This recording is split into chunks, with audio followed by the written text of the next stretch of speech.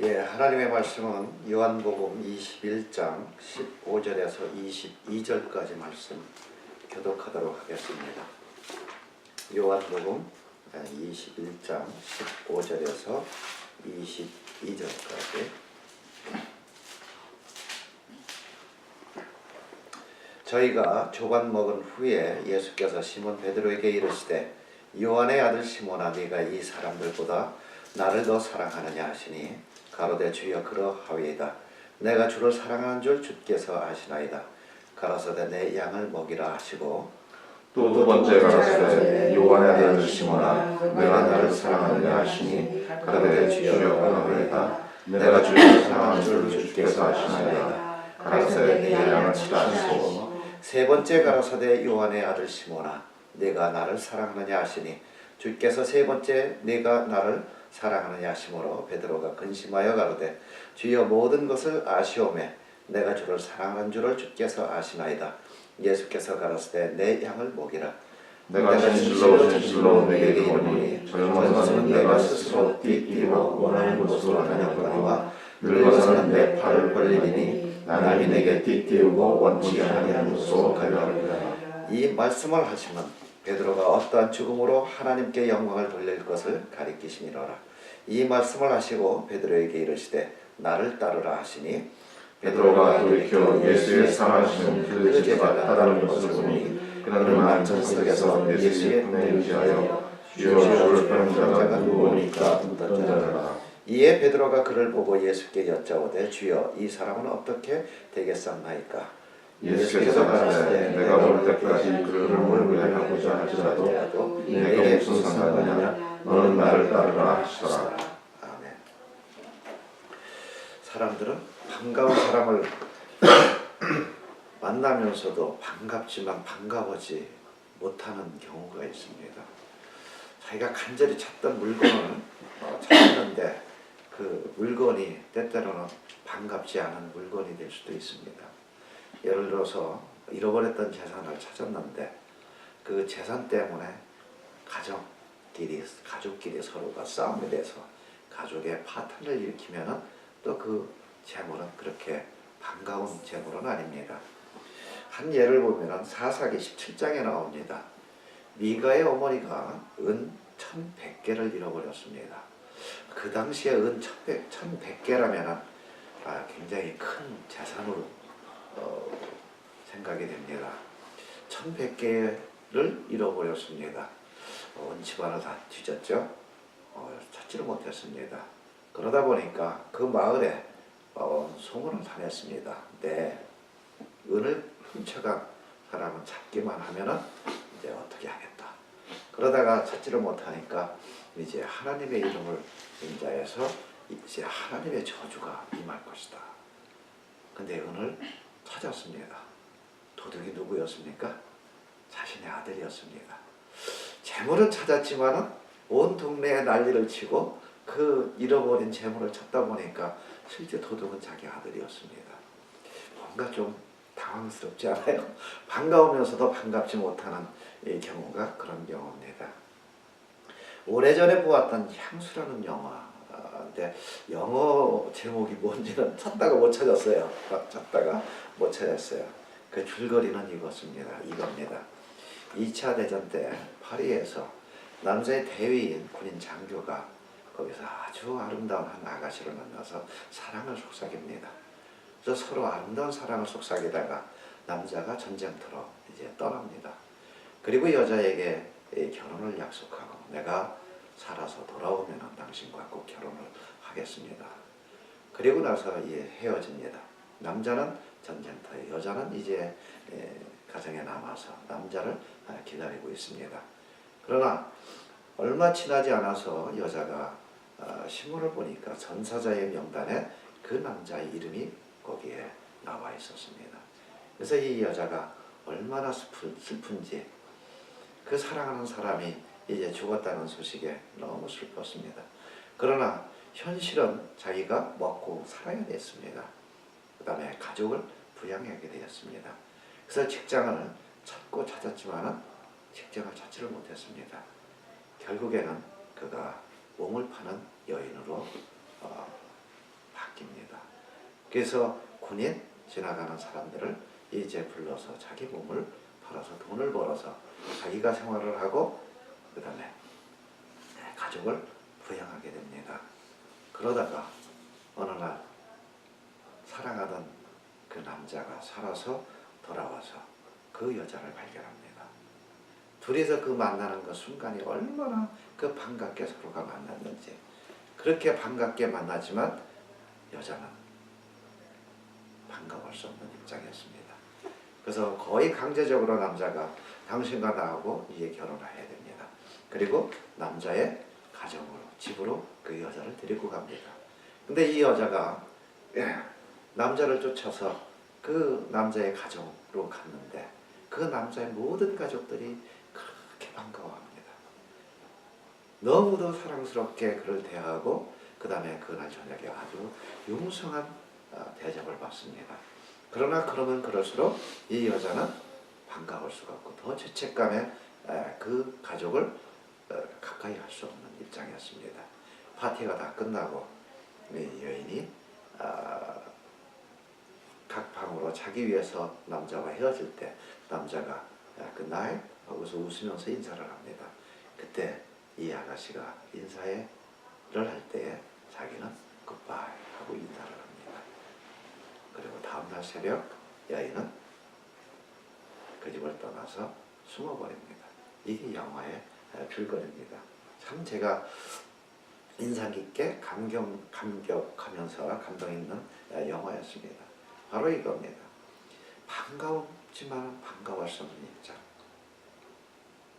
왜요? 자신의 현재의 처지 때문에. 저는 이 말씀을 읽으면서 예수님의 만남과 베드로의 만남, 예수님의 만남과 다른 제자들의 만남이 이런 경우가 아닌가 그런 생각을 해봤습니다. 예수님이 부활해서 제자들을 만났습니다.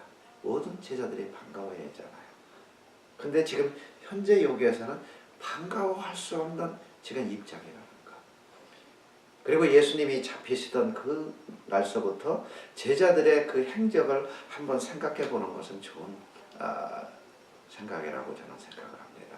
왜냐하면 내 자신의 믿음을 되돌아볼 수가 있고 내 믿음을 점검해 볼 수 있는 한 계기가 되기 때문에 여러분이 다 알고 있는 것처럼 한번 제자들이 예수님이 잡히시던 그 순간서부터의 그 행적 하나하나를 한번 되새겨 보도록 하겠습니다. 예수님께서 잡히셨죠.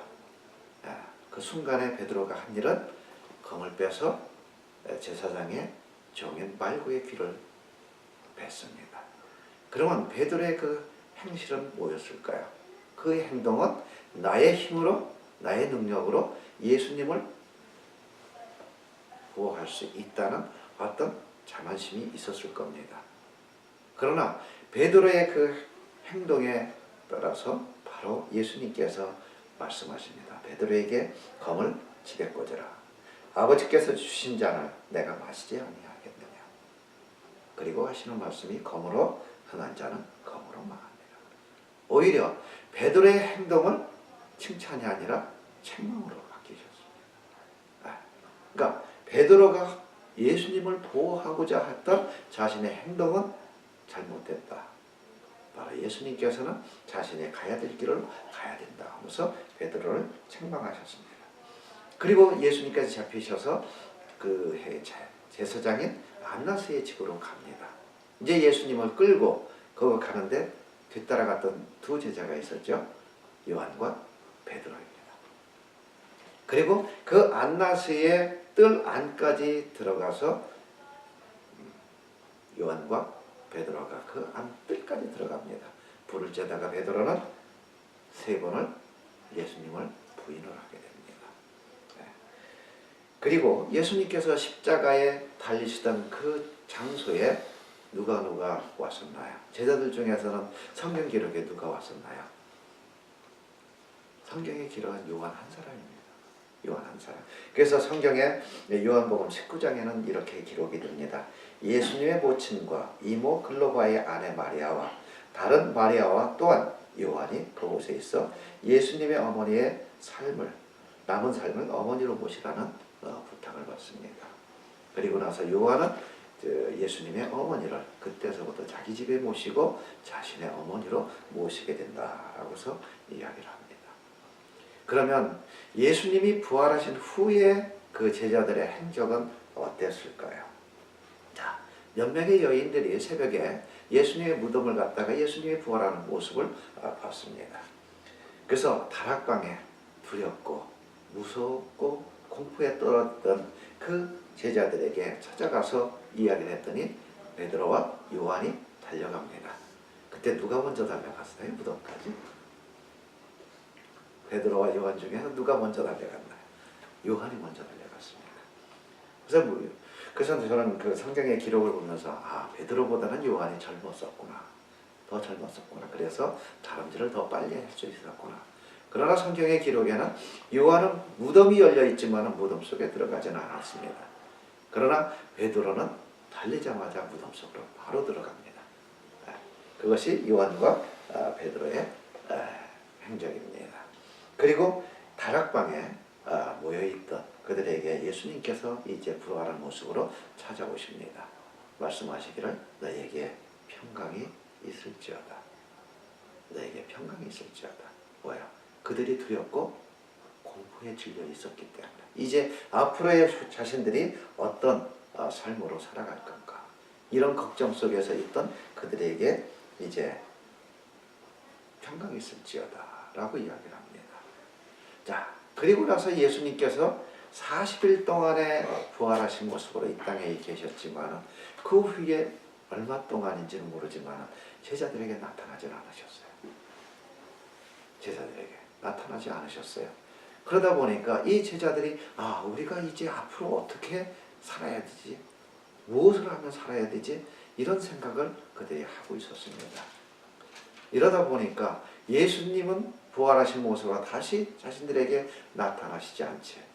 그 다음에 자신들에게는 앞으로 살아갈 일이 이제 방향이 없지. 그리고 자신들에게는 능력이 없지. 이제 사람들이 예수를 죽였기 때문에 예수를 믿는 사람도 죽일 수 있다는 그런 공포감이 자신들에게 따르지. 그러다 보니까 제자들끼리 옹기종기 모여서 이제 뭘 하지? 우리가 어떻게 살아야지? 뭐를 해야지? 이러고 있는 상황에 바로 요한복음 21장 3절에 베드로가 이제 이야기를 합니다. 시몬 베드로가 나는 물고기 잡으러 가노라 하매 저희가 우리도 함께 가겠다 하고 나가서 배에 올랐으나 이 밤에 아무것도 잡지 못하였으니.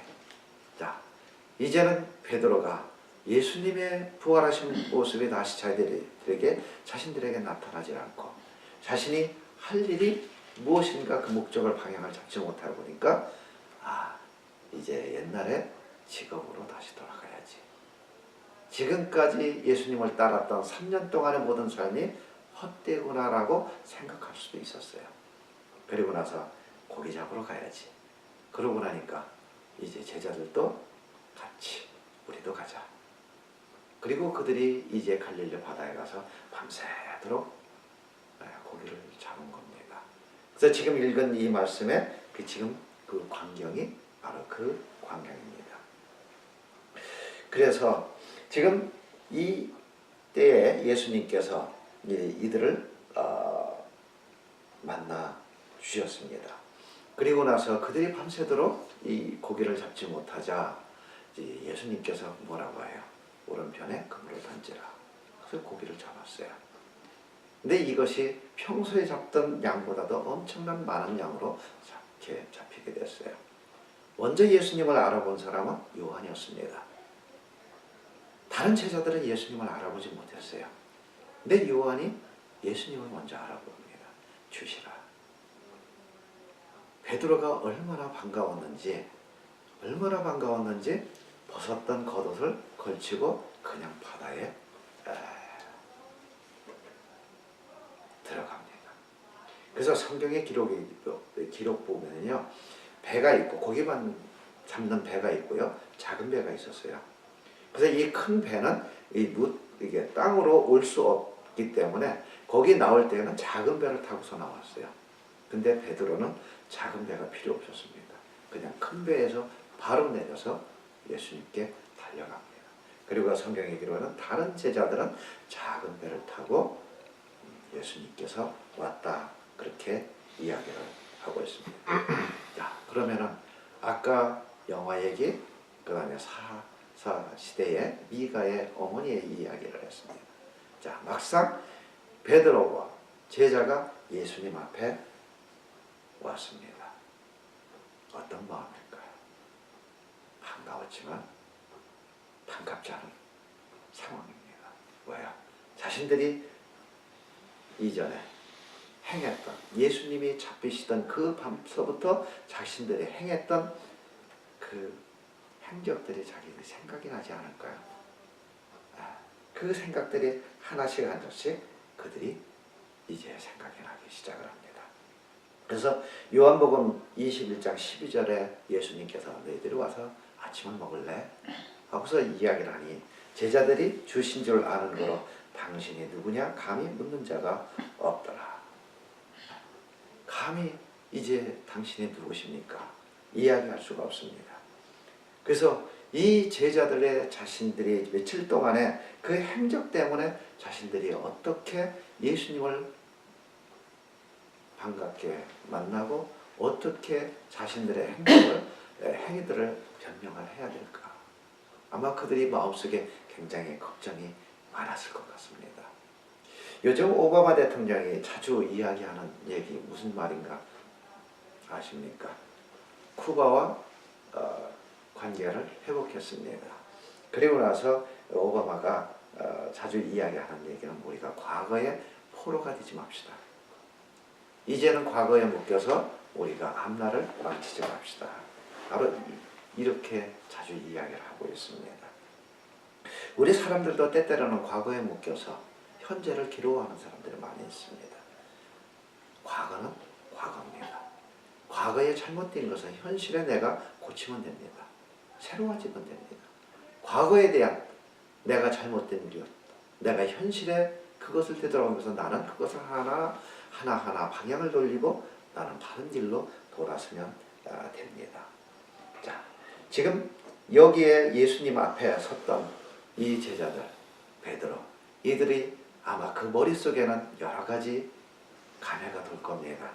자, 잡히시던 밤에 도망친 것, 예수님을 3번이나 부활한 것, 그 다음에 부활했다 이 소식을 전한 여인들의 이야기를 허탈한 걸로 그들이 그냥 무시했던 것, 그 다음에 예수님을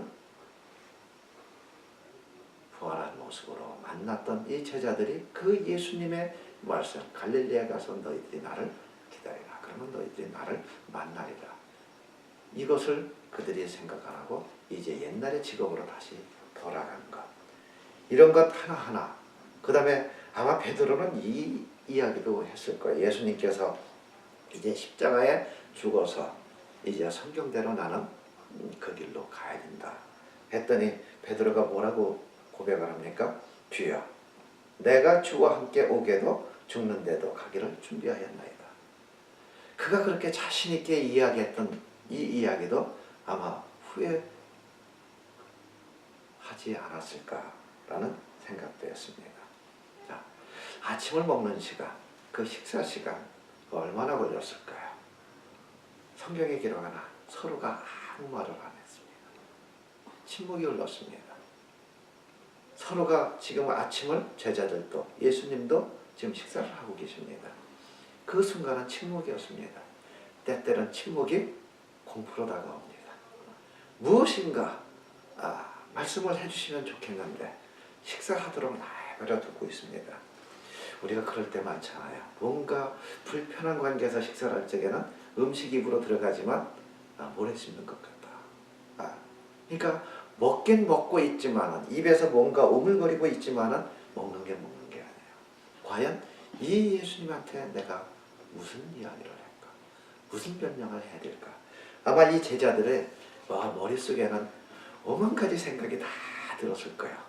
자신들의 행동에 대한 뭐라고 변명을 해야 되지? 예수님이 과연 천만일을 뭐라고 뜻일까? 아마 이런 생각을 하면서 아침을 먹고 있었습니다. 자, 지금 15절에 뭐라고 이야기를 기록하고 있습니까? 저희가 조반 먹은 후에 아침 식사를 다 하도록 예수님께서 내버려 두셨습니다. 가끔 저희 아내가 식사 중에 저희 아들이나 저희에게 조금 뭐 이렇게 불평할 거 아니면 뭐 고쳐야 될 거 이렇게 이야기를 할 때가 있습니다. 그래서 제가 꼭 부탁합니다. 우리 아침 먹고 이야기하자. 야, 먹을 때는 좀 내버려 더 맛있게 먹게. 그래서 지금 예수님께서도 제자들이 아침 식사를 다 하도록 내버려 두셨습니다. 그리고 제자들은 예수님의 입에서 첫 마디가 어떤 말이 나올까 아마 두려웠을 겁니다. 그런데 뜻밖의 질문이었습니다. 그것은 베드로를 향해서 요한의 아들 시몬아, 네가 이 사람들보다 나를 더 사랑하느냐. 뜻밖의 질문이었습니다. 그들이 생각했던 예수님의 첫 마디는 뭐라고 생각했을까요? 책망이라고 생각하지 않았을까요? 너희들이 이전에 나하고 약속한 것, 너희들이 자신 있게 나를 보호하겠다는 것, 너희들이 내가 잡히던 밤에 너희들은 다 어디 있었냐, 이 말씀이 아니라 내가 나를 사랑하느냐, 이 말씀이었습니다. 아마 다른 제자들은 안심했을 것 같아요. 왜요? 자신들을 부르면서 이야기가 아니라 요한의 아들 시몬, 베드로 한 사람만 이름을 딱 부르면서 이야기를 했을 때 아마 다른 제자들은 우리에게는 벗어났네. 옛날에 어렸을 때 저희 형하고 저하고 가끔 싸워가지고 맨날 우는 건 저였어요. 그러니까 둘이 막 놀다가 싸우다가 제가 울어요. 그럼 제 어머니가 빗자루를 이렇게 거꾸로 딱 들고 둘이 앞에다 딱 앉혀놓고서 제일 먼저 형을 혼내요. 형을 때리면서 혼내요. 형으로서 네가 뭐 동생을 어떻게 해? 막 그러면 저는 속으로 신난다 그래요. 그러다가 한참 혼내시다가 갑자기 나를 향해서 너도 그래. 그러면 그때 갑자기 깜짝 놀라면서 나는 피한 줄 알았는데. 네. 아마 제자들이 여기서 이렇지 않았을까. 이 과거에 베드로가 이 제자들의 어려운 환경을 벗어나게 한 경우가 몇 번 있었습니다. 그 중에서 한 번은 이랬습니다. 예수님께서 제자들이 다 모였을 때 사람들이 나를 누구라 하느냐. 갑자기 제자들에게 그 말을 물었습니다. 갑자기 머릿속에서 사람들이 나를 누구라 하느냐. 그러다 보니까 다른 제자들이 그동안에 다니면서 사람들이 예수님에 대해서 이야기했던 이야기를 그대로 이야기를 합니다. 더러는 세례 요한, 더러는 엘리야, 더러는 예레미야나 선지자 중에 하나라고 이야기를 합니다. 자신 있게 이야기를 했습니다. 그런데 갑작스런 예수님의 질문이 있었습니다. 그러면 너희는 나를 누구라 하느냐? 갑자기 제자들의 그 질문에, 제자들에게 한 질문에 답변할 길이 막혔습니다. 그러나 그때 베드로가 이야기를 하죠. 주는 그리스도시요 살아계신 하나님의 아들이시니. 바로 이 나머지 제자들의 이 곤란한 답변에 대한 그 위기를 면하게 해준 것이 베드로였습니다. 베드로가 이런 경우를 몇 번을 했습니다.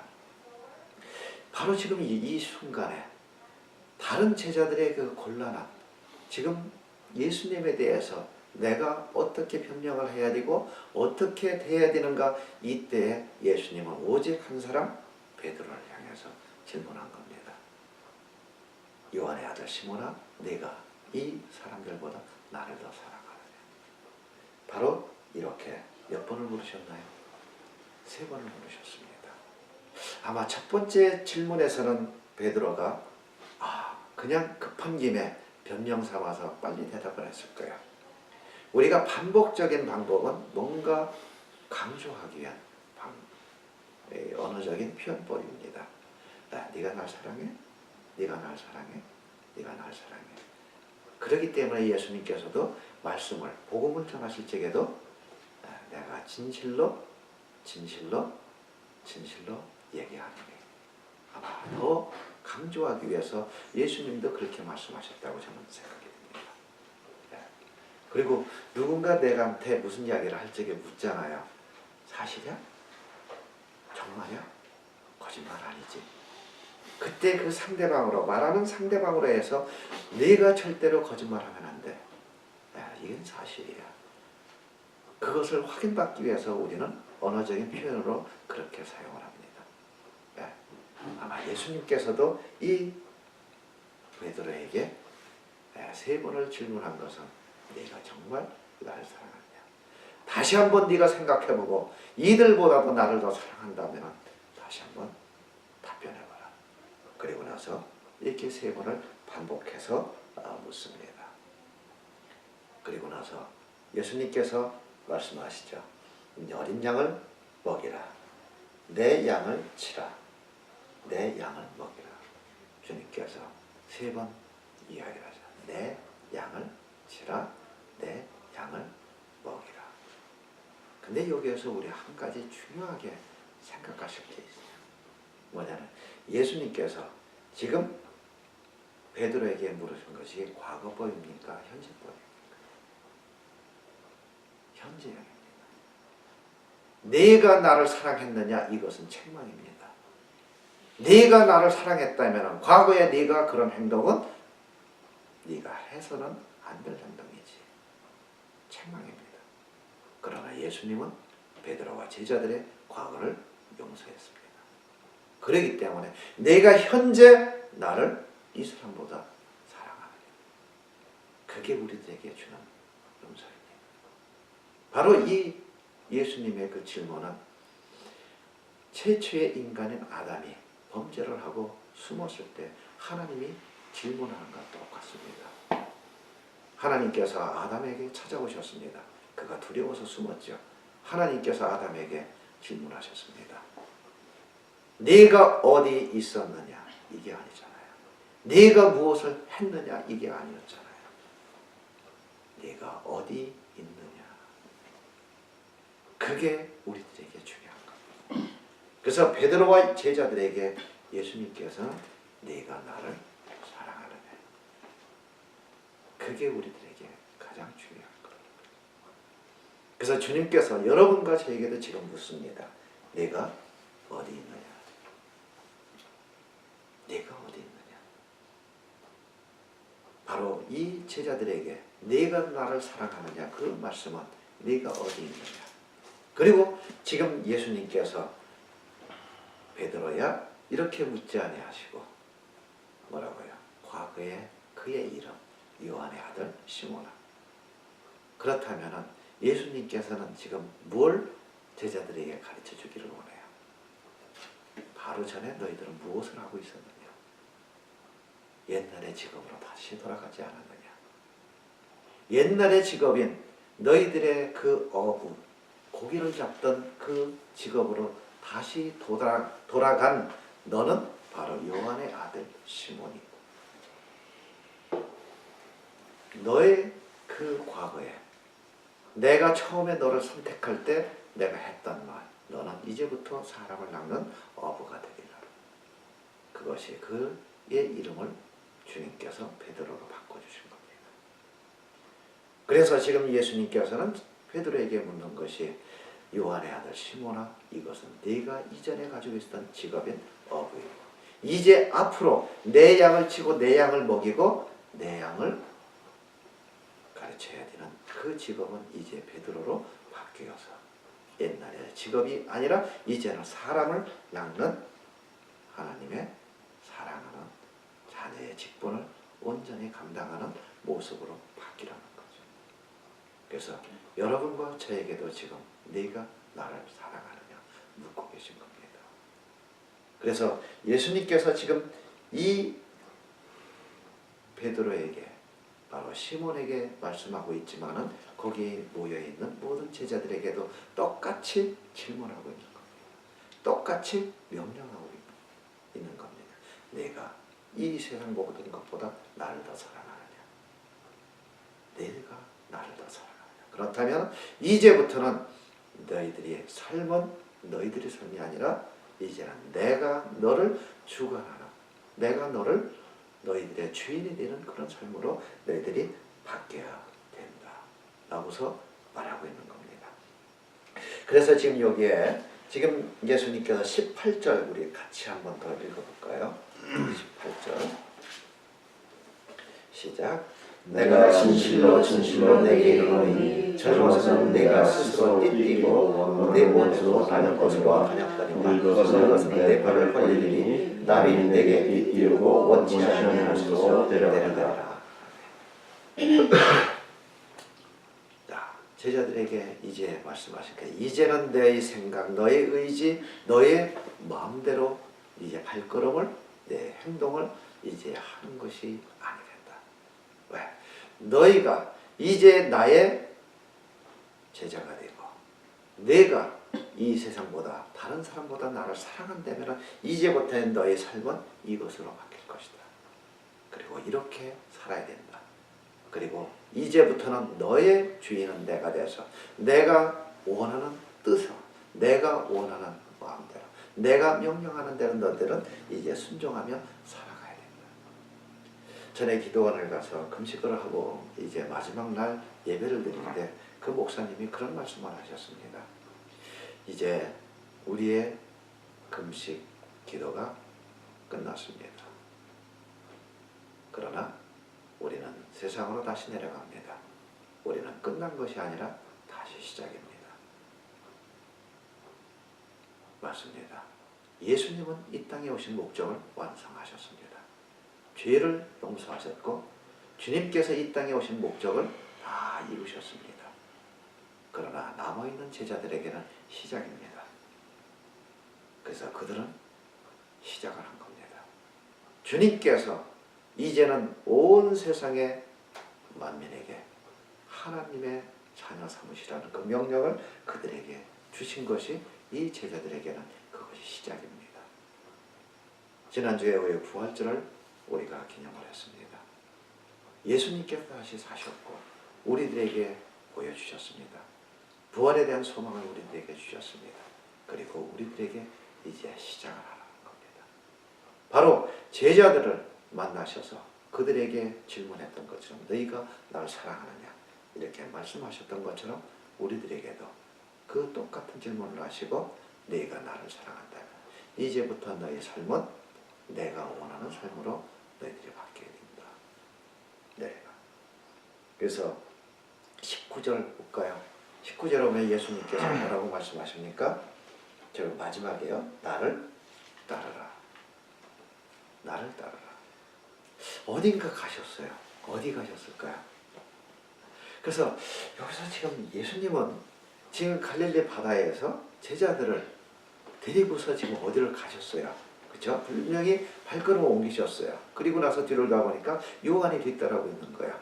그리고 요한에 대해서 지금 베드로가 묻잖아요. 어디로 가셨을까?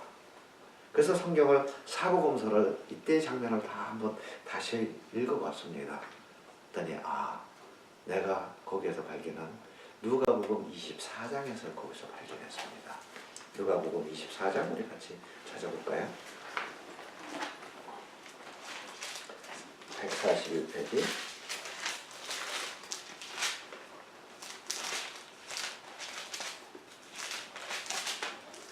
누가복음 24장 42절 보면은요.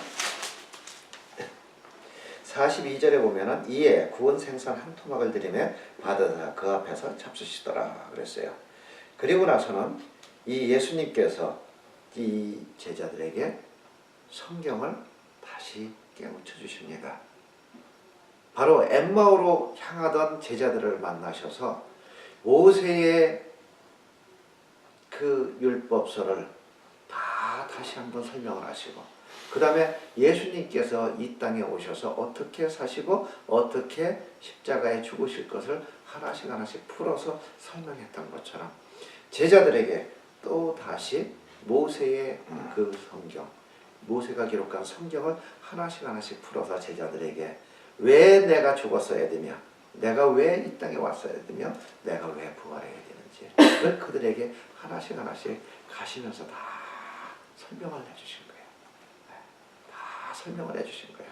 그러니까 설명을 해주시니까 이 제자들이 비로소 이전에 십자가에 달리시기 이전에 말씀하셨던 그 말씀이 이제 사실로 그것이 진리로 제자들에게 이제 깨우쳐지고 그것을 이제 받아들이게 된 겁니다. 그래서 그곳이 이제 어디까지 가신 거예요? 베다니까지 가신 거죠. 성전이 가까운 그 베다니까지 간 겁니다. 그래서 50절에 보게 되면은 예수께서 저희를 데리고 베다니 앞까지 나가서 손을 들어 저에게 축복하셨습니다. 그리고 그 제자들을 데리고 가셔서 그곳에서 손을 들어 축복하시고 저들을 떠나서 하늘로 올라가신 겁니다.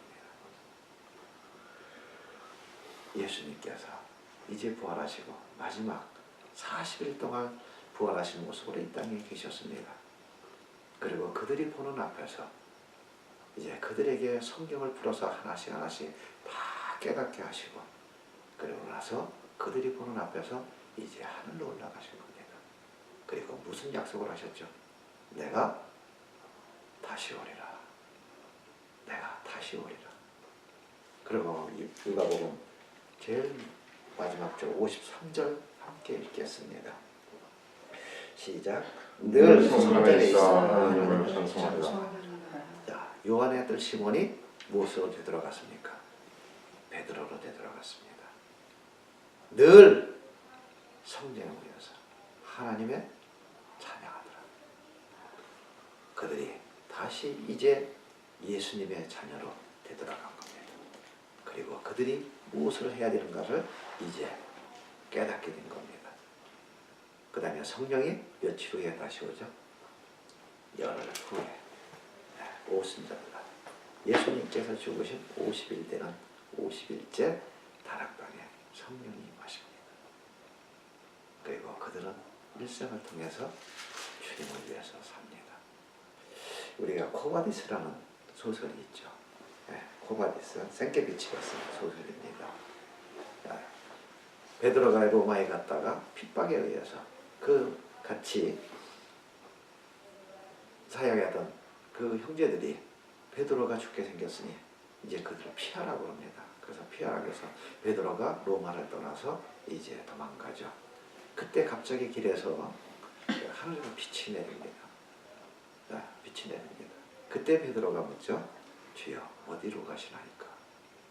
그때 주님께서 들리는 음성은 이거였습니다. 내가 내 양을 버렸으니 나는 로마에 가서 다시 십자가에 달려야 되지 않겠느냐. 그 소설에서 베드로가 가던 방향을 돌이켜서 로마서 다시 향하고 전승에 오면은 거꾸로 십자가에 매달려서 그는 순교를 당했다라고 기록이 되어 있습니다. 주님께서 여러분에게 지금 물으십니다. 네가 나를 사랑하느냐? 네가 나를 사랑하느냐? 네가 나를 사랑하느냐? 우리는 바로 우리 찬송을 드리시면서 이전보다도 내가 주를 더 사랑하나이다. 이전보다도 내가 주를 더 사랑하나이다. 우리는 고백을 했습니다. 우리는 이 생명 닿을 때까지 그런 고백 속에서 나의 삶 속에서 주님을 더 사랑하는 모습으로 사랑을 간절히 부탁드리겠습니다.